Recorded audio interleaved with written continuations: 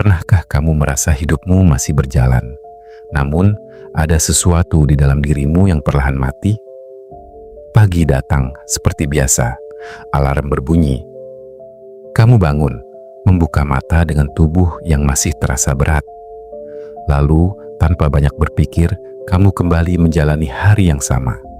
Langkah yang sama, jalan yang sama, wajah-wajah yang sama, rutinitas yang sama. Hari demi hari terus berulang. Dan tanpa kamu sadari, ada bagian dari dirimu yang perlahan mulai padam.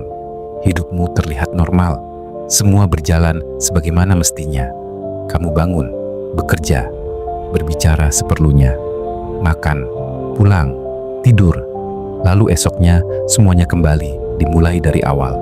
Sekilas tidak ada yang salah, namun justru di sanalah bahayanya. Karena sesuatu yang berulang terlalu lama seringkali membuat kita berhenti merasa. Hari-hari berlalu seperti salinan, seolah hidup hanya sedang diputar ulang. Dan tanpa sadar, kamu mulai kehilangan makna dari setiap langkah. Yang perlahan dibunuh oleh rutinitas bukan tubuhmu. Tubuhmu masih bergerak, masih berjalan, masih tersenyum, masih menjawab pertanyaan orang lain dengan kata, baik. Namun yang mulai mati adalah rasa. Kamu mulai tidak lagi merasakan antusias saat pagi datang. Tidak ada lagi sesuatu yang benar-benar dinanti. Hari terasa datar, malam terasa kosong. Tawa masih ada, tapi hati tidak ikut tertawa. Dan di titik inilah rutinitas mulai berubah menjadi penjara. Yang paling berbahaya adalah ketika semua ini terlihat normal. Orang lain melihatmu baik-baik saja. Mereka melihatmu tetap menjalani hidup, tetap bekerja, tetap hadir, tetap tersenyum. Namun, tidak ada yang tahu bahwa di dalam dirimu, kamu sedang perlahan kehilangan dirimu sendiri. Kamu memakai topeng, aku baik-baik saja. Dan topeng itu semakin lama semakin melekat. Sampai kamu sendiri lupa, kapan terakhir kali kamu benar-benar jujur pada perasaanmu. Mungkin yang membunuhmu bukan masalah besar, bukan luka yang datang tiba-tiba, tetapi justru hari-hari kecil yang terus berulang tanpa makna.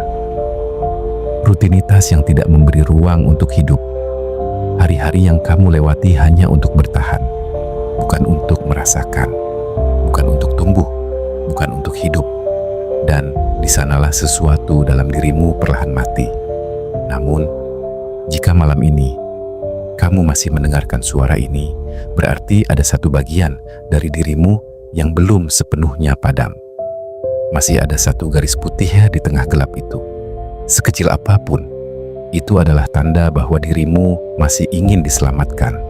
Masih ada secercah harapan, masih ada bagian dari hatimu yang berkata, aku tidak ingin terus seperti ini. Dan mungkin kesadaran itu adalah awal dari kehidupan yang sesungguhnya.